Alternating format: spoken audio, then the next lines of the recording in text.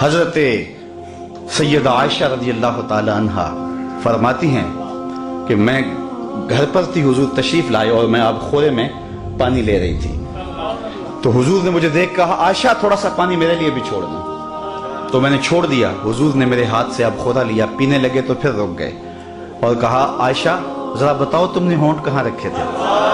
میں ہونٹ رکھ کے وہاں پانی پینا چاہتا ہوں۔ اللہ اکبر، مجھے بتاؤ اگر آج اپنی بیوی کے ساتھ آپ کا رویہ یا میرا رویہ یہ ہوگا تو گھر جنت کا ٹکڑا بنے گا یا نہیں بنے گا؟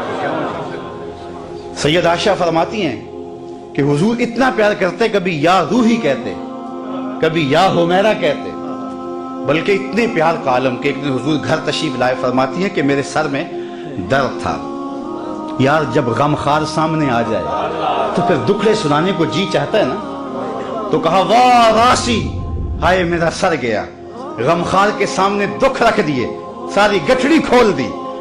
تو غم خار نے آگے سے کیا کہا؟ فرمایا وَأَنَا یا عائشہ، عائشہ یہ تیرے سر میں درد نہیں ہے، یہ میرے سر میں درد ہے۔ میں ایک جملہ کہنا چاہتا ہوں، اس کو اگر سیرت نگار بیان کرے گا تو اس کا رنگ کچھ اور ہوگا، اور اگر تاریخ بیان کرنے والا اس بات کو بیان کرے گا اس کا رنگ کچھ اور ہوگا۔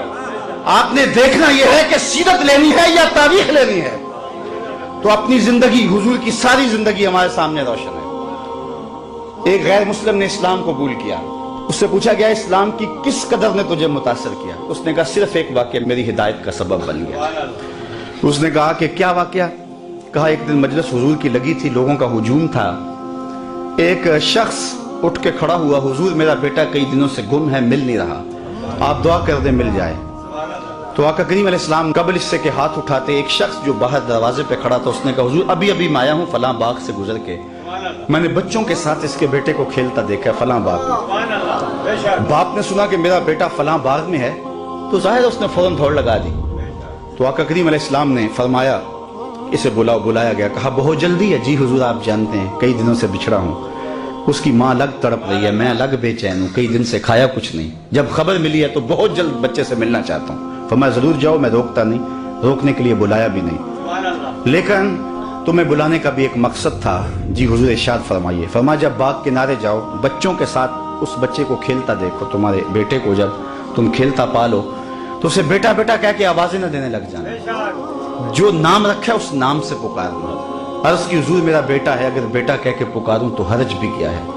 فرمایا تم کئی دنوں سے بچھڑے ہو، تمہارے لہجے میں بلا کا رس ہوگا اور تم نہیں جانتے، ہو سکتا ہے کھیلنے والوں میں کوئی یتیم بھی کھیل رہا ہو، اور جب تم اپنے بیٹے کو بیٹا کہہ کے پکارو گے اس کا کلیجہ تڑپ جائے گا، کاش آج میرا باپ ہوتا تو مجھے بھی بیٹا کہہ کے پکارا۔ تو کہا یہ شوق گھر جا کے پورا کر لینا، یہ شوق گھر جا کے پورا کر لینا، اس کے سامنے اپنے بیٹے کو بھی بیٹا کہہ کے نہیں پکارنا۔ یہ اسلام کا دیا ہوا دین ہے۔ غریب کے سامنے اپنی دولت کی نمائش نہیں کرنی، بیوہ کے سامنے اپنی بیوی سے پیار نہیں کرنا، بلکہ میرے حضور نے یہاں تک ارشاد فرمایا اپنے گوشت کی خوشبو سے غریب ہمسائے کو تکلیف نہیں دینا، یا تو تھوڑا سا پانی زیادہ ڈال لو اور شوربے کی ایک پیالی ہمسایوں کے گھر بھی بھیج دو۔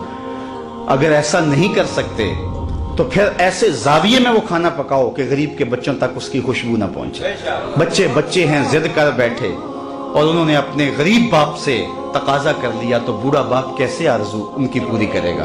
وہ کیا کسی نے کہا تھا نا، اسی ڈر سے وہ بچوں کو دوپہر میں سلا دیتی ہے گلی میں پھر کھلونے بیچنے والا نہ آ جائے۔ تو کہا حضور کی نزاکت قلبیہ کا لحاظ رکھنا کہ یتیم کے سامنے اپنے بیٹے سے بھی پیار نہ کرنا، اس کو بیٹا کہہ کے نہ پکارنا، کہا یہ چیز میرے اسلام لانے کا سبب ہوا۔ میں ابھی 2 ہفتے قبل وہاں عرب امارات میں گیا تو وہاں ایک ہندو لڑکا تھا گیان، تو اس کے جو رومیٹ تھے انہوں نے ان کو بیانات کے کلپ سنوانے شروع کر دیے، اس کا دل نرم ہوا، تو میں نے جہاں جمعہ پڑھانا تھا تو وہاں اس کو لے آئے، تو وہ باہر بیٹھ گیا مسجد سے باہر، گفتگو سننے لگا۔ تو میں نے جو گفتگو کی تو اس میں حضور کی سیرت کا عنوان تھا، تو میں نے یہ واقعہ سنایا۔ میں واقعہ سنا تو وہ اٹھ کے اندر آ گیا اور اس نے کہا مجھے اسلام میں داخل کر لو۔ تو میں نے کہا کہ آج بھی حضور کی سیرت میں اتنی چمک ہے، اتنی روشنی ہے، اگر ہم کسی ڈھب سے اس کو بیان کریں نا تو آج بھی جو دلوں کے اندر ایمان کے تخم ڈال سکتی ہے۔ تو اقبال کہتا ہے کہ حضور کی سیرت بیان کرو، اس میں تمہاری اولاد کے سینے میں حضور کا پیار پیدا ہوگا۔ تیسری بات، علامہ اقبال کہتے ہیں کہ حضور کا حسن و جمال بیان کرو۔ انسان کی فطرت یہ ہے کہ وہ حسن کی طرف لڑکتا ہے، یہ اسی لیے آپ نے یہاں پھول رکھے ہیں نا کہ یہ اچھے لگیں، بھلے لگیں، طبیعت کو بھا جائیں۔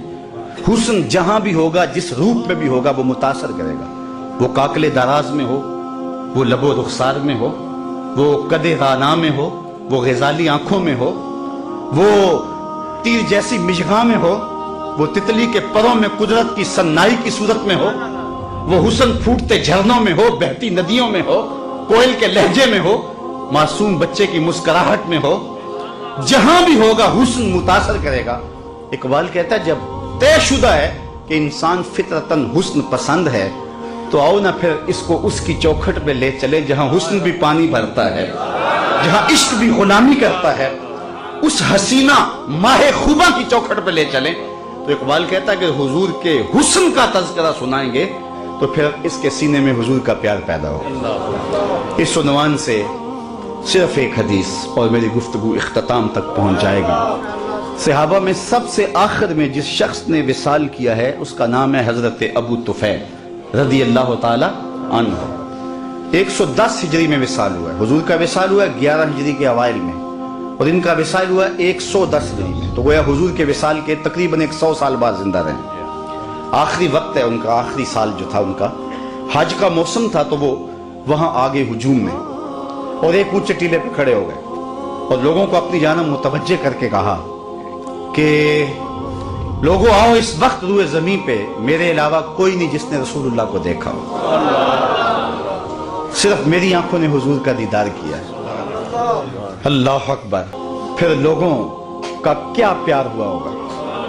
یہ کل میں نکلا سڑک پہ تو یہاں ساروکی سے لے کر غازی علم الدین کے مزار تک لوگ گاڑی سے چمٹتے تھے اور گاڑی کو ہاتھ لگا لگا کے چومتے تھے، اور میں اندر سے کہتا تھا تو بہت چھوٹا شخص ہے، تیری تو اوقات ہی کچھ نہیں ہے۔ تو میں کہتا یہ کیوں مجھ سے پیار کرتے ہیں؟ اس لیے کہ میرے لبوں پہ نام محمد کا وظیفہ ہے۔ یار 14 صدیوں کے فاصلے پہ میرے جیسا نکما شخص بھی حضور کا نام لے تو لوگ گاڑی سے لپٹیں، تو یار مجھے بتاؤ جس نے خود حضور کو دیکھا ہوگا تو کتنے ناز سے کہا لوگوں آؤ، اس وقت روئے زمین پہ میرے علاوہ کوئی نہیں جس نے حضور کو دیکھا ہوگا۔ اقبال نے کہا تھا نا کہ نسیم تشنا ہی نہیں اقبال کچھ اس پہ نازاں، فخر ہم کو بھی ہے شاگردی داغ سخنداں کا۔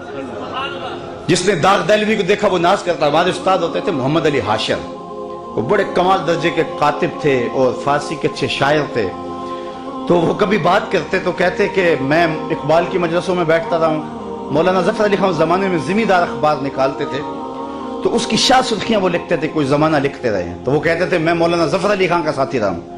تو جو مولانا ظفر علی خان کا ساتھی رہے وہ تو ناز کرے، جس نے اقبال کی مجلس میں چند لمحوں کے لیے بیٹھنے کی سعادت پائی ہو وہ تو فخر کرے، جس نے داغ دہلوی کو دیکھا ہو وہ تو ناز کرے، اور جس کی آنکھوں نے جمال محمد عربی کو دیکھا ہو وہ اپنے مقدر پہ کیوں ناز نہ کرے۔